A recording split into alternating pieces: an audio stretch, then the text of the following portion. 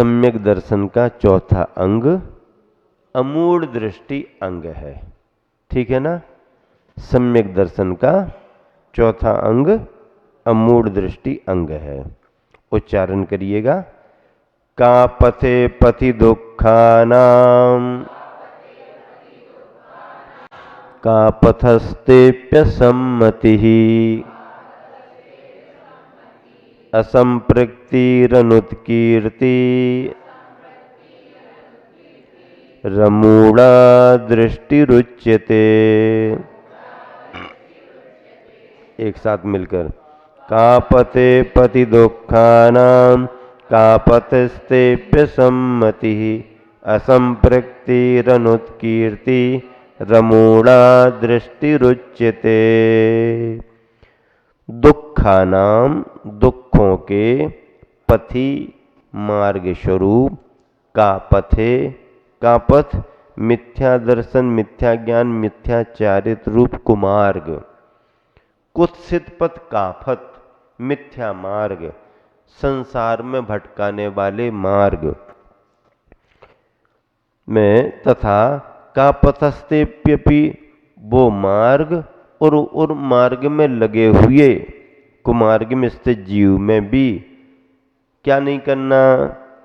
असम्मति सम्मति से रहित। सम्मति मन से होती है। सम्मति यानी अनुमोदना। सम्मति का अर्थ क्या? अनुमोदना। अनुमोदना मन से होती है। हम नहीं कर रहे, करने के लिए किसी को प्रेरित भी नहीं कर रहे, लेकिन मन ही मन में अच्छा तो कर रहे हैं, अच्छा अच्छा है, अपन को क्या ले अच्छा है ना, ऐसा करके ये अनुमोदना। असम्मति तो अनुमोदना से रहित। असंपृक्ति संपृक्ति संपर्क साथ और असंपृक्ति संपर्क से रहित अर्थात उनके साथ नहीं रहना, सेवा नहीं करना। अनुत्कीर्ति उत्कीर्ति प्रशंसा उत्कीर्तन प्रशंसा मानी जाती है और जहाँ पर उत्कीर्ति न अनुत्कीर्ति प्रशंसा से रहित है वह अमूढ़ा मूढ़ता रहित दृष्टि अर्थात अमूढ़ दृष्टि अंग उच्यते कहा जाता है। मिथ्या दर्शन आदि तथा इनके समर्थकों अनुगामियों की मन से वचन से और काया से प्रशंसा सेवादि नहीं करना अमूढ़ दृष्टि अंग है। 3 शब्द आए, असंपृक्ति अनुत्कीर्ति और असम्मति। इनका संबंध तीनों योगों से है। असम्मति अर्थात मन से सहमति नहीं देना उनके कार्यों के प्रति। असंपृक्ति उनके साथ नहीं रहना, उनकी सेवा परिचर्या आदि नहीं कराना। अनुत्कीर्ति वचनों से उनकी प्रशंसा नहीं करना। वचनों से प्रशंसा होती है, शरीर से सेवा होती है, साथ दिया जाता है और मन से भावों से अनुमोदना होती है। क्या वचन अगर कहे तो दूसरे के सुनने में आ जाते हैं। अगर आपने सेवा आदि की परिचर्या में उनके साथ रहे तो देखने में आ जाता है, लेकिन मन ही मन में आप बैठे बैठे अगर उसको अच्छा मान रहे हो तो ये किसी को पकड़ में नहीं आता।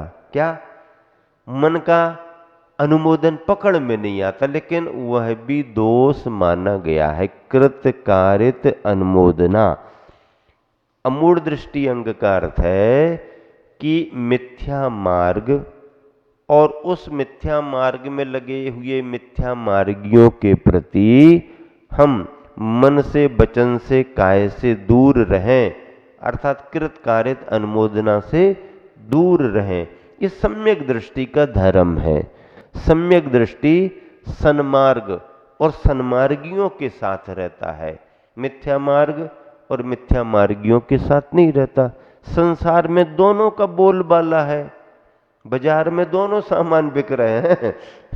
बाजार तो उसी का नाम है जिसमें सब कुछ हो ना, अच्छे ही अच्छे का बाजार थोड़ी होता है।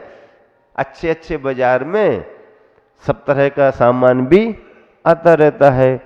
तो मिथ्या भी है, सम्यक भी है, मिथ्या भी है, सम्यक भी है।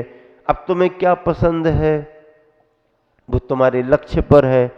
अगर सम्यक दृष्टि हो तो आप सन्मार्ग को चुनोगे, मोक्ष मार्ग को चुनोगे, और मिथ्या दृष्टि अज्ञानी बने हो तो मिथ्या मार्ग को चुनोगे। वो तो अपनी जैसी दृष्टि होती है, बस अपन चुनाव चयन करते हैं। अमूढ़ दृष्टि का अर्थ है मूढ़ दृष्टि नहीं होना।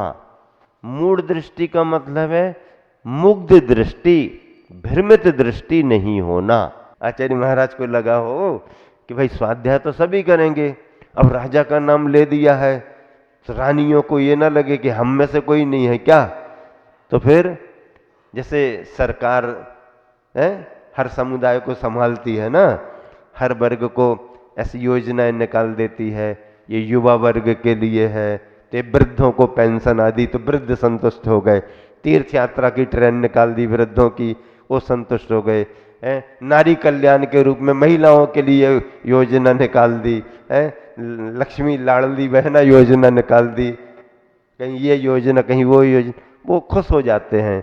तो आचार्य महाराज ने भी बड़े संभल करके काम किया, चोर और चक्कों के लिए भी पकड़ लिया है, नामी गिरामी चोर को भी, हाँ तो मोक्ष का तुम्हारा नाम लिखे देते हैं। फिर अनंतमती बालिका, कम समय में भी उसने बहुत कठिनाइयां सही, उसकी प्रशंसा बहुत हुई। फिर उसके बाद में राजा, हाँ भाई राजाओं को भी तो खुश करना पड़ता ना, राजा का नाम उदयन राजा। अब यहां पर किस रानी का नाम ले दिया, किस रानी का नाम लिया, रेवती रानी। सम्यक दृष्टि थी, यहां वहां भागती नहीं थी।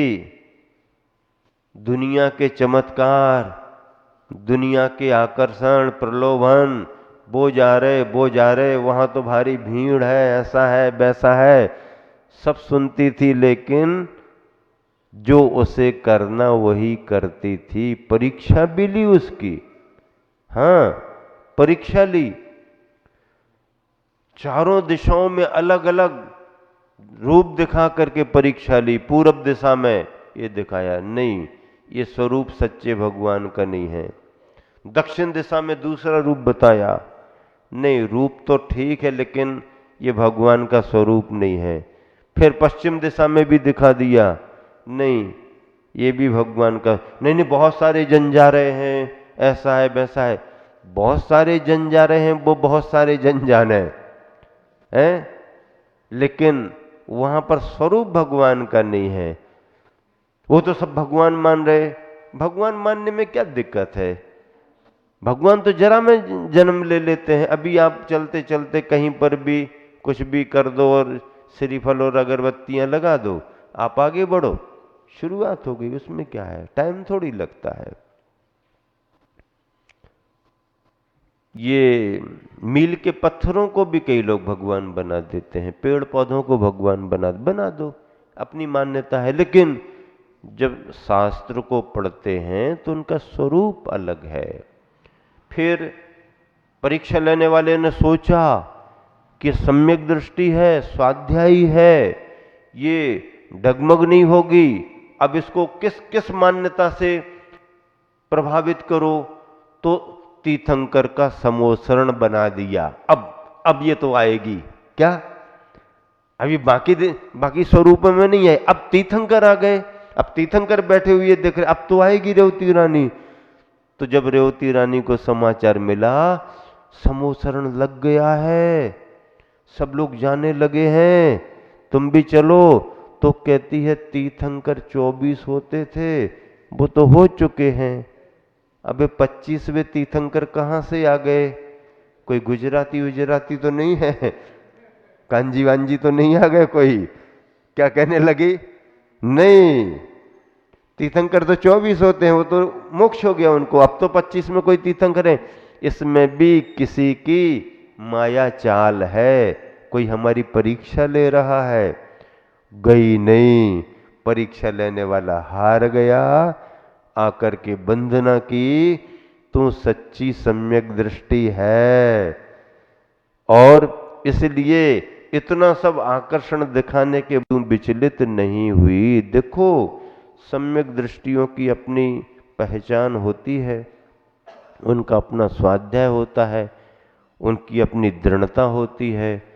परेशानी कितनी आ जाए, परीक्षा कोई कितनी भी ले ले, लेकिन उन्होंने जिसको पकड़ा है, जिस तत्व को, उससे विचलित नहीं होते। रेवती रानी का नाम आया है, उदयन राजा का नाम आया था। उदयन राजा अपने जीवन में तो मुनि भक्ति, मुनि सेवा करता रहा, आहार दान कराता रहा। अंत में महावीर भगवान के समूह शरण में जाकर के उस राजा ने मुनि दीक्षा ली। कहानी में लिखा है, उदयन राजा ने मुनि दीक्षा ली और उसी भाव से मोक्ष भी गया। अब बताओ, जो मोक्ष जा रहे हैं वो मोक्ष मार्गियों की भी कितनी सेवा कर रहे हैं। ऐसा है। आचार्य कई बार कहते थे कि देखो, अच्छे समय में तो कोई भी सेवा वैयावृत्ति कर देता है। जब किसी को कोई बीमारी आती है, कोई परेशानी आती है, बुखार आ जाए, कुछ हो जाए, कोई और अंदर से बीमारियां आ जाएं, शरीर बदलने लगे, उस समय सेवा करना बहुत कठिन काम है। फिर आचार्य कहते थे कि संलेखना के समय वैयावृत्ति करना और भी ज्यादा कठिन काम है। क्यों? क्योंकि उम्र से वैसे ही वृद्धावस्था आ गई थी और फिर आहार पानी धीरे धीरे कम होते और ये शरीर कैसा होता जाता, शरीर कैसा होता जाता, पहले पिंड खजूर जैसा चमकता है और बाद में छुहारे जैसी झुर्रियां आ जाती हैं। क्या खारक। पहले पिंड खजूर जैसा एकदम शाइनिंग है। क्या पिंड खजूर कैसा रहता है? पिंड खजूर देखा नहीं देखा है? बोलो तो, देखा है ना? हाँ, खाए भी खूब होंगे। हैं? पहले पिंड खजूर जैसा चमकता रहता है और फिर धीरे धीरे कैसा हो जाता है? छुहारा जैसा सिकुड़ जाता है, झुर्रियां आ जाती हैं। शरीर की स्थिति भी ऐसी है। उम्र दराज, समय पाकर के शरीर में परिवर्तन आता ही है। बड़ी उम्र में तो क्या, छोटी उम्र में भी ऐसा होता है। अगर किसी को कोई असाध्य बीमारी आ गई, कैंसर जैसी बीमारी आ गई, कीमो लग रहे हैं, बाल सब उड़ जाते हैं, इतनी हीट रहती है। आपने देखा? हाँ, सब जगह आजकल देखने मारे बाल उड़ गए, ऐसा शरीर हो गया, ऐसा ऐसा। अब जितनी आयु है उतना तो वो टिकेंगे, लेकिन शरीर कैसा दिखने लगता। हाँ, कई लोग कमजोर दिल वाले होते ना, ज्यादा देख नहीं पाते हैं, ज्यादा उनके पास बैठ नहीं पाते, उनकी भावना बहुत रहती है, वो चाहते भी हैं, लेकिन उनका मन उतना कमजोर रहता है, वो सहन नहीं कर पाते हैं, तो सब यहाँ वहाँ होने लगते हैं। 20-20, 25, 33 साल की उम्र वाले शरीर में भी ऐसी विकृतियां आ जाती हैं, बीमारियां आ जाती हैं। ऐसा अपन ने देखा। संलेखना के समय आचार्य कहते कि जब रात होती है, दिन का समय तो निकल जाता, क्योंकि लोग आते जाते रहते, मुनि संग भी रहता है। अब रात में बाकी सब अपने अपने उसमें चले जाते हैं, 1-2 महाराज जियों की ड्यूटी रहती है और शरीर बिल्कुल पिंजरा जैसा हो जाता है। हाँ, धीरे धीरे क्रश होता जाता है ना, पिंजरा जैसा, सब ये हड्डियां, ये वो सब दिखता रहता, और बस अंधेरा है, उसकी आंखें छोटे छोटे बल्ब जैसी चमकती रहती हैं। आचार्य क्या कहते? उसकी आंखें छोटी छोटी, थोड़ा उजाला रहता है, उसमें आंखें केवल चमकती सी दिखती हैं, बाकी सब सूखा सूखा। उस समय कई लोग डर जाते हैं, डर की स्थिति बन जाती है, कौन सेवा करे। फिर कई बार प्रतिकूलता होने पर चिड़चिड़ाहट भी आने लगती है। सर्दी गर्मी का अगर एहसास हो रहा है तो उसमें भी चिड़चिड़ापन आने लगता है। अंदर से वेदना आ रही है तो हो सकता है चिड़चिड़ाहट आ जाए। वो सेवा करने वाले कोई कोई लात मार दे, भाई। हाँ, ऐसा होता है। जैसे रोगी, कभी कभी ऑपरेशन चलता ना तो डॉक्टर ही को वो करता कि नहीं था? तो डॉक्टर भी कहता ठीक है, तुम लात नहीं मार रहे, तुम्हारा रोग लात मार रहा है। कौन लात मार रहा? तुम्हारा रोग मार रहा। अभी मैं उसको ठीक करता हूं। और जब वो ठीक ठाक ऑपरेशन कर देता और फिर मरीज जब बैठता, डॉक्टर साहब बहुत गलती हो गई, हमने आपको हाँ हाँ, वो तो जिसने लात मारी थी उसको हमने निकाल करके फेंक दिया है, अब चिंता मत करो, ठीक हो जाओ। तो ऐसी उस अवस्था में बहुत ज्यादा संभालना कठिन होता है। उस समय वैयावृत्ति कोई करे तो वो तो छपक भाग्यशाली है ही, इतना बड़ा संयम लिए। सेवा करने वाला भी बड़ा भाग्यशाली माना गया है। और संसार के आकर्षणों प्रलोभनों से बचना, अपने जिन धर्म में लगे रहना, जिन मार्ग में लगे रहना, अच्छे समय में भी लगे रहना, और कभी परेशानी का समय आए तो उसमें भी विचलित न हो करके अपने ही धर्म में लगे रहना, ये सम्यक दृष्टि माना गया है। पद्यानुवाद पे दोहा पढ़िएगा। कुत्सित पथ पंथी अहो देते दुख भरपूर, मनवा बच काया से सदा रहे अमूढ़ दृग दूर। दोहा पद्यानुवाद और पढ़ते आचार्य श्री का नीचे है। भटकाने वाले कुत्सित पथ दुखदायक जो बने हुए, विषयों में अति सने हुए हैं, पथिक कुपथ के तने हुए। तन मन वच से इनकी सेवा, अनुमति थुत भी नहीं करना, यही दृष्टि है अमूढ़पन की, प्राप्त करो शिव सुख बरना। ये गुरुवर आचार्य श्री के द्वारा लिखा हुआ पद्यानुवाद है। इस तरह से आप सभी ने समझ लिया। एक छोटा सा संस्मरण याद आ गया है, कैसी कैसी मान्यताएं बना लेते हैं और कैसे कैसे भ्रमित हो जाते। सागर में हम लोगों का चातुर्मास चल रहा था 1997 का, अंकुर कॉलोनी में। आज नाग पंचमी की तिथि है ना, नाग पंचमी, तो मुझे कुछ ख्याल में नहीं था। आहार को हम निकले पड़गहन में, पड़गहन की परिक्रमा लगाई। सिटी सागर से कुछ वृद्ध शराबिकाएं भी आती थी, वो भी पड़गहन करती। उस दिन वो शराबिका कुछ अपनी मुट्ठी में बंद किए और ऐसे परिक्रमा लगा रही। विधि को समझ में नहीं आई, दिखाई नहीं रही। कोई बात नहीं, पड़गहन हो गया, आहार हो गए। उसके बाद वो नमोस्तु करने आई। हमने कहा आज क्या विधि ली थी तुमने? कुछ खुला दिख नहीं रहा था, ढका हुआ था। क्या थी तुम्हारी विधि, तुमने क्या ली थी? बोले महाराज जी आज जब घर से चले तो हमें ख्याल है आज नाग पंचमी है, तो हमने कटोरी में दूध ले लिया। कटोरी में दूध ले लिया कि आज हो सकता महाराज जी दूध की विधि ना ले ले, दूध की विधि ना ले ले। तो हमने कहा कि हमें नाग समझ रखा क्या तुमने? क्या क्या विधि लेकर के आ जाती, ऐसी विधि बनाई जाती। अरे बोले महाराज जी हमने सोचा नाग पंचमी है, नाग पंचमी में दूध का महत्व रहता है ना। तो हमने कहा ऐसी ऐसी मान्यताएं बना करके भ्रमित होते हैं लोग, कभी कभी विचलित हो जाते हैं। ये थोड़ा सा प्रासंगिक संदर्भ। महावीर भगवान की जय।